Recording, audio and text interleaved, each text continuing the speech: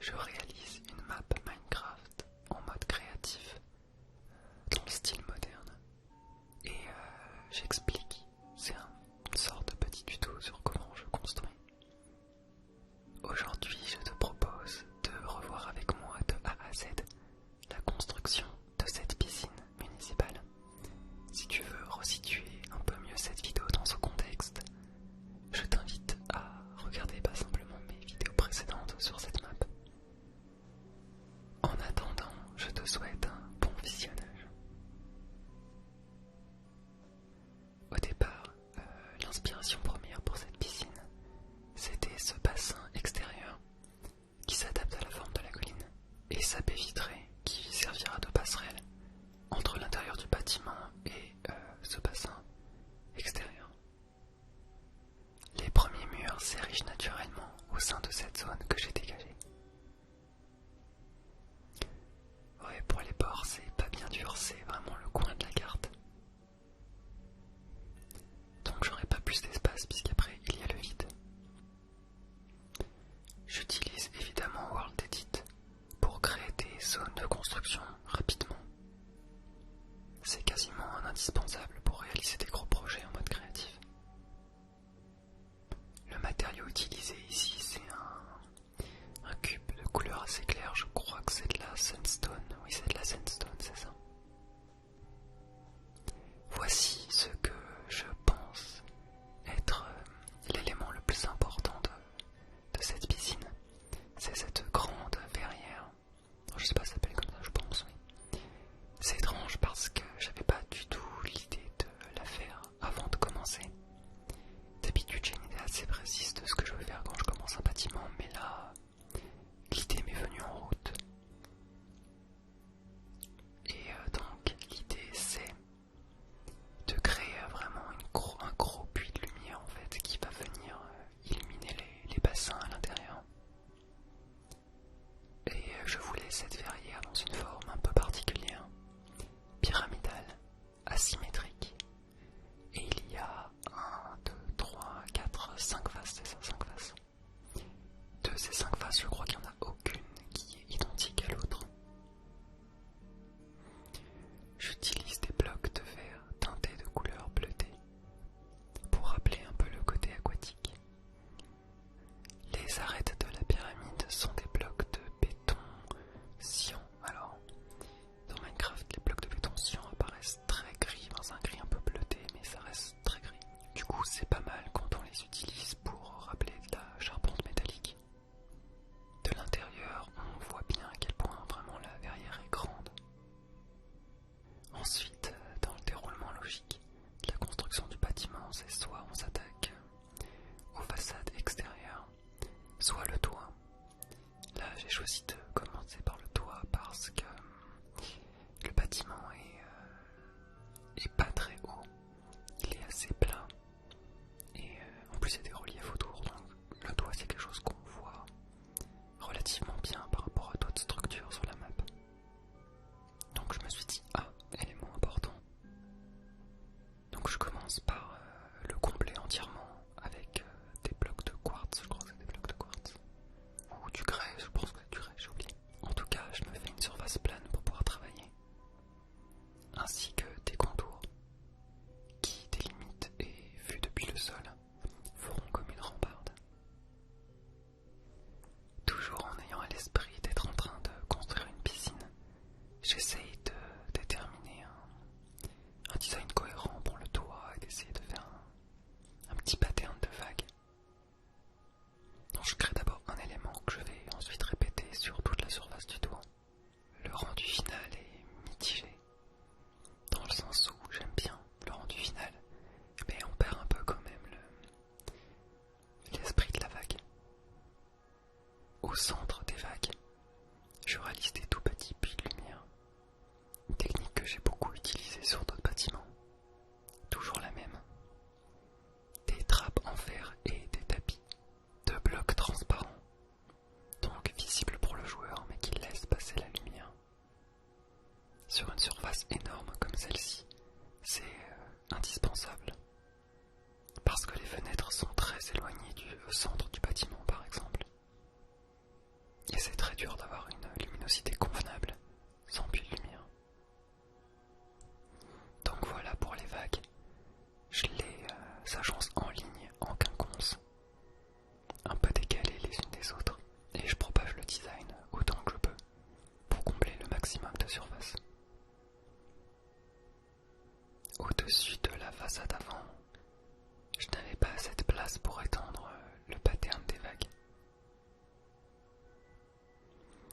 j'ai choisi de faire quelque chose de radicalement différent.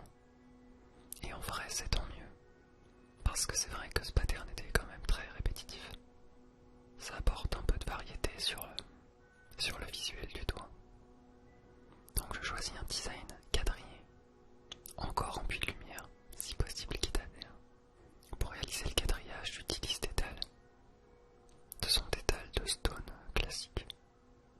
J'en profite également pour créer une porte dans la baie vitrée et créer un passage ainsi entre les bassins intérieurs et extérieurs. Bon, ici, comment dire, je t'ai dit précédemment que je trouvais qu'on voyait pas suffisamment le design des vagues. Et en même temps, je trouvais le toit un peu plat quand même. Donc j'ai voulu en créer une ou deux, plus grandes, qui se distinguent du reste. Le problème, c'est que je suis vraiment pas convaincu du résultat. J'ai passé beaucoup de temps à les refaire, à les modifier, à les replacer. Mais au final, D'ailleurs, n'hésite pas à me dire en commentaire qu'est-ce que tu en penses. Est-ce que tu penses que elles sont pas si mal ou j'aurais mieux fait simplement de laisser sans et peut-être simplement de les enlever, laisser le toit comme il était à l'origine. En vérité, ton avis m'intéresse là-dessus, donc n'hésite pas. Les façades. L'entrée classique. Une pancarte lumineuse, ça attire l'œil, c'est bien. Un petit pylône. Dans la façade avant, les murs sont tous très différents. C'était un design très asymétrique, donc qui est plein d'éléments différents sur ces façades, c'est pas un problème. Mais direct, après, j'enchaîne sur un des côtés. Et là, c'est important de trouver quelque chose qui soit homogène, qui se répète. Je commence par créer un pattern assez court que je vais répéter beaucoup sur toute la longueur. Puis rapidement, je vais le modifier, je vais faire des vitres beaucoup plus grandes et il y en aura donc moins sur un seul même mur. Alors voilà de l'intérieur ce que ça donne un petit peu. Alors pour le moment c'est très grand et très vite. Et comme tu vois, les puits de lumière font bien leur effet parce qu'il n'y a aucune source de lumière à l'intérieur. Et pourtant on y voit quand même déjà pas trop mal. Donc je répète le design sur tous les côtés, pour les vitres, j'entends. Au départ, le design plus serré que j'avais fait me faisait trop penser à des termes romains, quelque chose de beaucoup plus ancien. Et vu que je conçois dans un style moderne, ça allait pas. Sous le toit, autour des puits de lumière, j'installe les premières lampes. Enfin, j'attaque la délimitation des premiers bassins. J'aime vraiment beaucoup cette zone, je suis vraiment très content de cette idée de verrière. En plus, avec mes shaders, il y a des belles ombres portées à l'intérieur, c'est très beau. Donc je crée les contours des bassins, je règle la hauteur.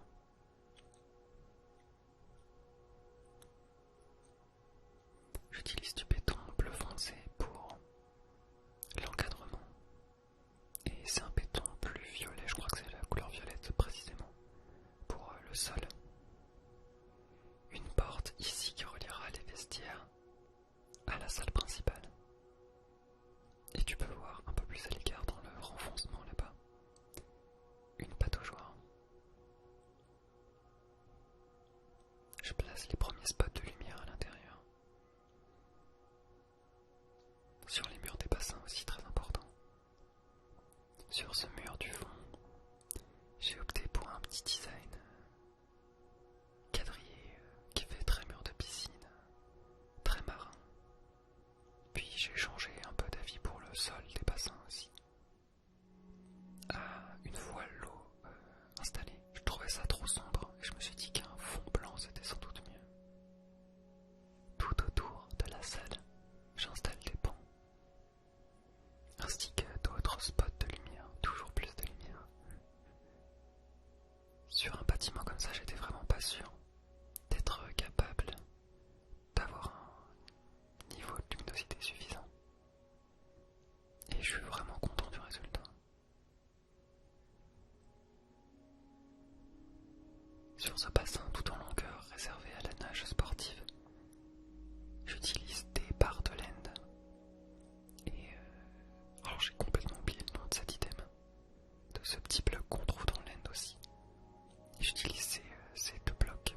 simuler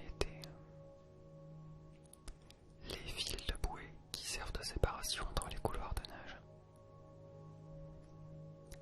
Au centre de l'espace circulaire du deuxième bassin, je crée un autre espace circulaire plus petit. Alors il faut beaucoup d'imagination, mais c'était censé représenter un peu une rivière sauvage autour d'un banc de jacuzzi. J'avais déjà vu ça dans une piscine il y a très longtemps, et j'aimais bien l'idée, alors je l'ai juste reproduit. Et ici un petit escalier avec un toboggan, et pour finir, j'ajoute l'eau. Voilà en gros pour l'espace principal avec les bassins. Du coup je te propose de voir ce que j'ai fait pour l'entrée. Donc une petite accueil. On dit un accueil, une accueil, je sais pas. Sur la droite un petit distributeur. Un tapis sous lequel je cache de la lumière, c'est important quitte à faire. Derrière l'accueil, je crée un espace avec des casiers. Beaucoup de casiers. Je suis allé vraiment plus simple pour cette zone parce que j'étais un peu moins inspiré. Une fois la grande salle avec les bassins réalisée, c'est vrai que j'avais un peu moins de motivation pour faire des petits détails, des choses moins importantes sur la structure. Donc j'ai quand même réalisé cet espace. Et dans cette salle, on peut voir la porte à droite qui donne directement sur les bassins. Donc dans cette salle, je crée des cabines de douche, essentielles dans une piscine municipale. J'essaie de faire des constructions qui sont un minimum réalistes quand même, évidemment. Alors c'est jamais à 100%, mais quand même j'essaye au minimum. Ce que me permet Minecraft. Donc des cabines de douche, je répète le design, je me prends pas la tête. J'ajoute des lampes et un petit banc. Comme à chaque fois en fin de vidéo, je m'occupe de l'extérieur du bâtiment, tout autour. La végétation, c'est vraiment un moment que j'adore parce que ça permet d'intégrer ce que je viens de construire au reste de la carte. Et c'est gratifiant de voir petit à petit la map prendre forme.